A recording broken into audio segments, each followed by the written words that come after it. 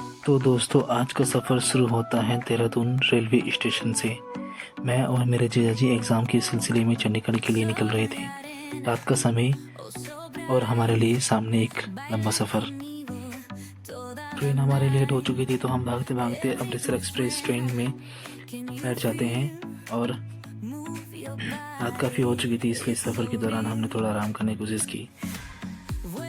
रात के 2:30 बजे चंडीगढ़ रेलवे स्टेशन पे पहुंच जाते हैं। इतनी रात होने के बावजूद हमारा सफ़र अभी ख़त्म नहीं हुआ था। चंडीगढ़ पहुंचते ही लेकिन नींद आ रही थी, बहुत ज़्यादा थकान हो रही थी, हालत बहुत ज़्यादा ख़राब हो चुकी थी। तो ट्रेन में उतरते ही सोचा कि पहले गर्मा गर्म चाय पिए जाए। रात के समय चाय मिल जाए तो सफ़र की थकान कम हो जाती है। फिर हमने वहाँ पर चाय का लुत्फ़ उठाया। लुत्फ़ उठाने के बाद हम वहाँ से निकल गए थे मोहाली के लिए। मोहाली में हमारा एग्ज़ाम सेंटर था, तो हमने वहाँ से ऑटो बुक किया और हम उतर गए Indian institute science education research Mohali के पास। फिर वहाँ से वॉकिंग डिस्टेंस में हमारा सेक्टर 85 था, जो हम वहाँ पर पहुँचे। फिर हम बहुत ज़्यादा थक चुके थे। सुबह 5 बजे करीब हम गुरुद्वारा पहुँचे। गुरुद्वारा पहुँचने के बाद हमने वहाँ पर थोड़ा सा रेस्ट किया। रेस्ट करने के बाद हम थोड़ा वहाँ पर फ्रेश वगैरह हुए, क्योंकि रूम वगैरह तो हमने लिया नहीं, क्योंकि वहाँ पर इंडस्ट्रियल एरिया था। तो हमने क्या ही सोचा कि रूम क्या ही लेंगे। तो लगभग 11 बजे के आसपास हम वहाँ पर अपने एग्ज़ाम सेंटर पहुँच चुके थे। अंजनी ऑनलाइन कंप्यूटर सेंटर था, जो हम अपने एग्ज़ाम सेंटर पहुँच गए। एग्ज़ाम सेंटर पहुँचने के बाद हमने एग्ज़ाम ख़त्म होने के बाद हमने खाना खाया, लंच किया। लंच में हमने छोले भटूरे और छोले चावल खाए। छोले भटूरे का प्राइस 80 रुपये प्लेट था और छोले चावल का रेट 60 रुपये था। खाना लंच करने के बाद हम निकल गए थे मोहाली रेलवे स्टेशन के लिए। हमने रैपिडो से बुक किया। हम अप्रॉक्स 75 रुपीज़ में हमारा ऑटो बुक हुआ रैपिडो से। और ये बहुत ही खूबसूरत स्टेशन बना हुआ था। ये हमारे जीजाजी और इत्तेफाक से हमारे जीजाजी के दोस्त मिल जाते हैं, जिनका नाम है पंकज। ये सहारनपुर ननौत्ता के रहने वाले हैं। और हमारी इंतज़ार करते करते हमारी ट्रेन आ जाती है, पश्चिम सुपर फास्ट एक्सप्रेस ट्रेन नाम है। ये मुंबई बांद्रा से बनकर चलती है अमृतसर के लिए। तो हम बैठ जाते हैं ट्रेन में। ट्रेन में बैठने के बाद हम अद्भुत दृश्य देखते हैं पंजाब के। पंजाब जो राज्य है वो फसल के लिए माना जाता है। यहाँ पर जो फसल होती है, यानी एग्रीकल्चर एरिया बहुत ज़्यादा है यहाँ पर सबसे ज़्यादा फसल होती है। तो हमें खेत खलियान नज़ारे, बहुत सुंदर सुंदर नज़ारे दिख रहे थे। ये मैंने AI से ड्रोन शॉट तैयार किया था। उसके बाद हम इन दृश्यों का लुत्फ़ उठाते हुए पहुंच जाते हैं लुधियाना रेलवे स्टेशन। मोहाली से अगला जो रेलवे स्टेशन आता है वो लुधियाना आता है। ये बहुत क्यूट सा बच्चा मुझे नज़र आया, तो मैंने सोचा कि इसकी वीडियो बना ली जाए। और ये बहुत मुझे क्यूट लगा था, इसलिए मैंने वीडियो बना ली। इसके बाद हम पहुंच जाते हैं सतलज नदी के ऊपर। सतलज नदी के ऊपर ये पुल बना हुआ है। ये बहुत ही भावुक कर रहा था मन को, तो इसलिए मैंने इसको भी वीडियो में कैप्चर कर लिया। इसके बाद हम सफ़र तय करते करते पहुंच जाते हैं फगवाड़ा रेलवे स्टेशन, जो पंजाब में ही आता है। उसके बाद फिर हम एक अद्भुत दृश्य का लुत्फ़ उठाते हैं और फिर इंतज़ार करते करते पहुंच जाते हैं हम जालंधर कैंट पहुंच जाते हैं। जालंधर कैंट एक बहुत ही लग्जरी टाइप का रेलवे स्टेशन बनाया हुआ है। उसके बाद जालंधर सिटी था, वो मैं शूट नहीं कर पाया। फिर पहुंच जाते हैं अमृतसर। लगभग 8:15 के आसपास, यानी 8:15 के आसपास हम रेलवे स्टेशन पहुंच जाते हैं अपने अमृतसर के, और बाहर आ जाते हैं। बाहर आने के बाद हमें बहुत ही चहल पहल, बहुत ही रौनक दिखती है और हम वेट कर रहे होते हैं शेयरिंग ऑटो का। जो शेयरिंग ऑटो हमें कहाँ पहुंचा पाए, गोल्डन टेम्पल। फिर हम शेयरिंग ऑटो में बैठ जाते हैं। बैठने के बाद हमें पता चलता है कि इसका जो रेंट है वो 20 रुपीज़ है, 20 रुपीज़ पर पर्सन। तो हम अमृतसर की सड़कों से होते हुए निकल जाते हैं गोल्डन टेम्पल की तरफ। और ये कुछ मार्केट हैं, कुछ दुकानें हैं जो बहुत ही भावुक, जो बहुत ही मन को बहुत ही अच्छा लग रहा है, बहुत ही खुशी महसूस हो रही है यहाँ पर आके। ये मेरा सपनों का शहर था। मैं बहुत टाइम से मेरा ड्रीम था कि मैं अमृतसर आ सकूं और गोल्डन टेम्पल और पार्टीशन म्यूज़ियम और वाघा बॉर्डर, जलियांवाला बाग के दर्शन कर सकूं। मैं भी महसूस कर सकूं कि वो जब 1919 में जलियांवाला बाग में कांड हुआ था, जनरल डायर ने हमारे मासूम लोगों को मरवाया था, तो वो चीज़ मैं महसूस कर सकूं, उसको देख सकूं। तो मैं इसलिए आया था। ये अमृतसर में रमाड़ा होटल है। रमाड़ा होटल जो है देहरादून में भी है। किशन नगर चौक से अगर आप बल्लूपुर चौक की तरफ जाएंगे चक्रौता रोड से, तो लेफ़्ट हैंड साइड में आपको रमाड़ा होटल दिखेगा। ये RS टावर है। ये मतलब बहुत अच्छे होटल्स आपको दिख रहे हैं यहाँ पे। आप इस वीडियो के माध्यम से लुत्फ़ उठा सकते हैं।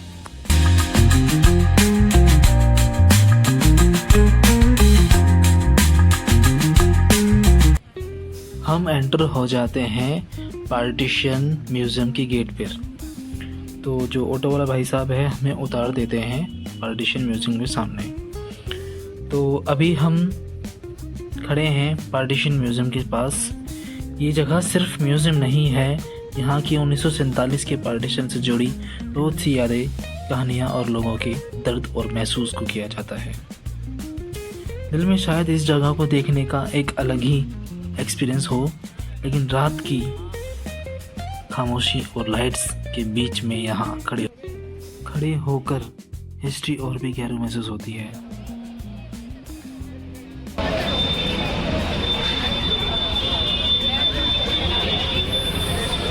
बहुत खुशी हो रही है यार अमृतसर में आके। विश्वास नहीं हो रहा कि मैं आज अमृतसर में खड़ा हूँ गोल्डन टेम्पल के पास। कैसा फील हो रहा है आपको? बहुत इंजॉय आ रहा है। बिल्कुल सच में बहुत अच्छा। क्या कहना चाहोगे इस दृश्य को? ये मेरी लाइफ की बहुत ही अच्छी ट्रिप है। Oh my God. तो कब से सपना था आपका यहाँ आने का? जो आज काफ़ी समय से है।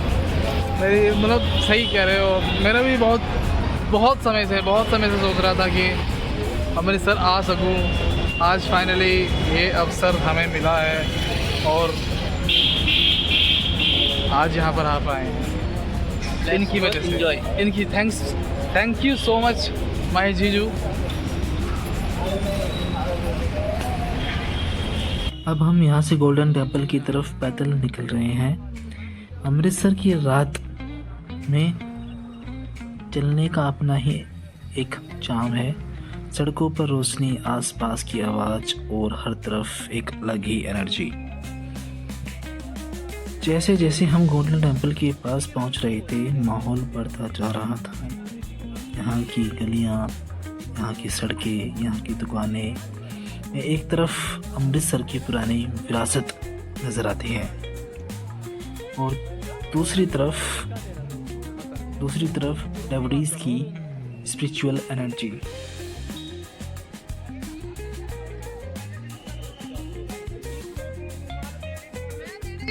क्या अद्भुत दृश्य है। समय हो चुका है 8:35। 8:35 हो चुकी है और हम हैं इस वक्त गोल्डन टेम्पल के सामने।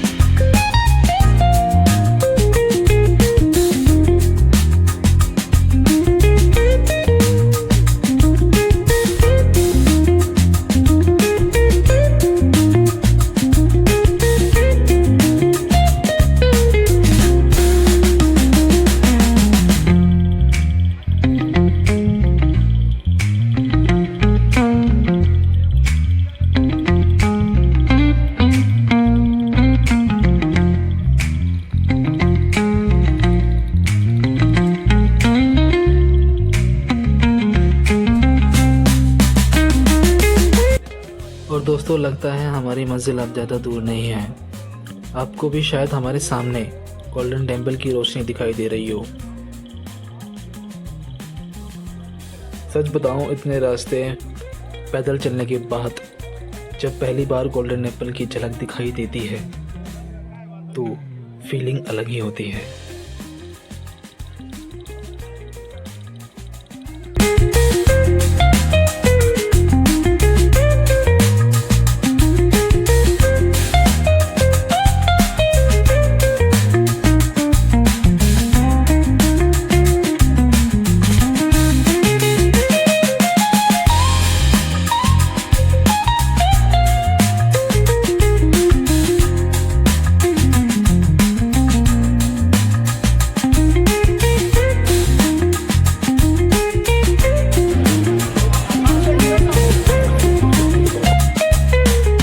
दोस्तों, फाइनली हम गोल्डन टेम्पल के बाहर पहुंच चुके हैं, जहां से एंट्री की जाती है गोल्डन टेम्पल के लिए। वहां पर हम पहुंच चुके थे, मैं और मेरे जीजा जी और मेरे जीजा के दोस्त।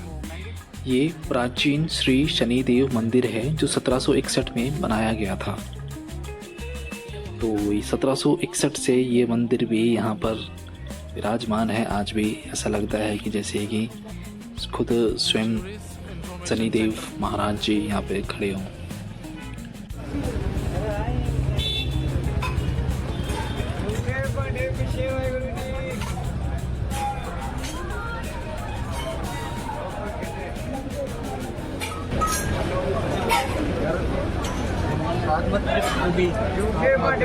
बहुत इंतजार था पानी का, बहुत ढूंढने के बाद पानी होगा।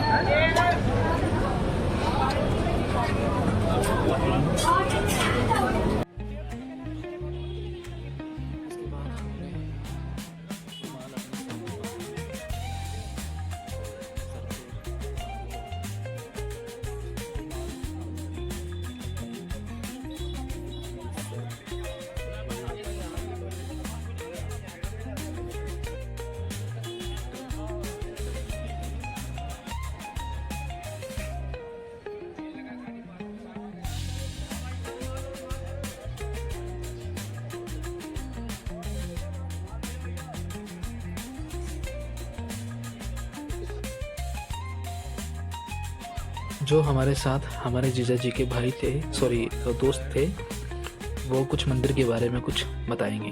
ये गुरुद्वारा जो है ना, सबसे अलग स्थान है, सबसे पवित्र स्थान है। और दोस्तों, मेन बात ये है कि हर मंदिर की पौड़ियाँ चढ़ाई की जो होती है ऊपर की साइड की होती है। इस गुरुद्वारे की जो पौड़े है, नीचे की तरफ जाओगे और वहाँ से लंगर सककर, यानी कि अपने पेट में थोड़ा कुछ स्थान देगा खाने पीने का, भोजन वगैरह लंगर सककर, तो आप ऊपर की साइड चढ़ोगे।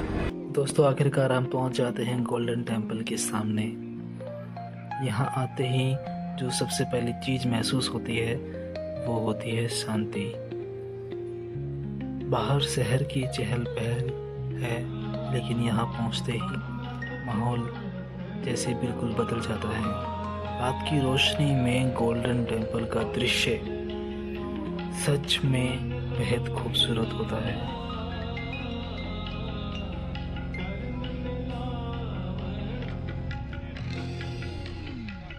चलिए गोल्डन टेम्पल के बारे में कुछ जानते हैं और हम आपको बताते हैं। अमृतसर के पवित्र सरोवर के निर्माण का काम गुरु रामदास जी के समय में शुरू हुआ था।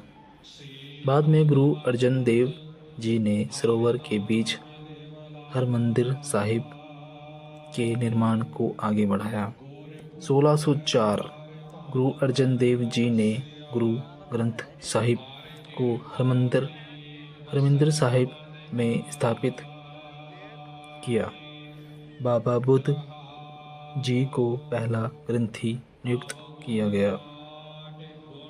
चारों दिशाओं में प्रवेश हरमंदिर साहिब में 4 दिशाओं से प्रवेश के द्वार हैं, जो सभी लोगों और सभी दिशाओं के आने वाले के लिए खुलेपन और सामान्यता प्रतीक माने जाते हैं। सिख इतिहास का संघर्ष। 18वीं शताब्दी में हरमिंदर साहिब और कई बार हमले हुए और परिसर को नुकसान पहुंचा, लेकिन सिख समुदाय ने इसे बार बार पुनः स्थापित किया। सोने की परत वर्तमान में दिखाई देने वाली स्वर्णिम सुंदरता मुख्यतः 19वीं शताब्दी में महाराज रणजीत सिंह के समय हुए निर्माण और सजावट से जुड़ी हुई है। इसी कारण इसे आमतौर पर गोल्डन टेम्पल कहा जाता है।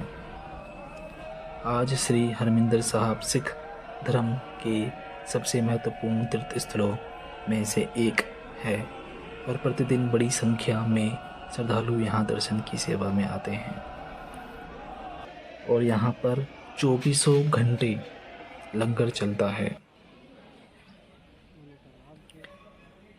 24 घंटे यहाँ पर लंगर चलता है और यहाँ पर सबसे अच्छी बात ये मानी जाती है, कोई गरीब हो, कोई अमीर हो, कोई कितना भी बड़ा सेलिब्रिटी हो, उसको सब एक समान ही माना जाता है और सभी धर्म की यहाँ पर एंट्री होती है। मतलब चाहे कोई हिंदू हो, कोई मुसलमान हो, सिख हो, ईसाई हो, किसी भी जाति का हो, कोई दलित समुदाय से हो, मतलब किसी भी बड़ी जाति से, किसी भी बड़ी जाति से और किसी छोटी जाति से, उससे ये नहीं पूछा जाता कि आपका धर्म क्या है, आपकी जाति क्या है। आपको एंट्री मिलेगी और आपको पूरा वो सम्मान मिलेगा जो हर एक व्यक्ति को मिलता है। ये मुझे यहाँ पर बहुत बहुत बहुत अच्छा लगा यहाँ पर आके। फिर हम यहाँ से निकल गए थे बाहर और ये आप देख पा रहे हैं, ये जलियांवाला बाग है।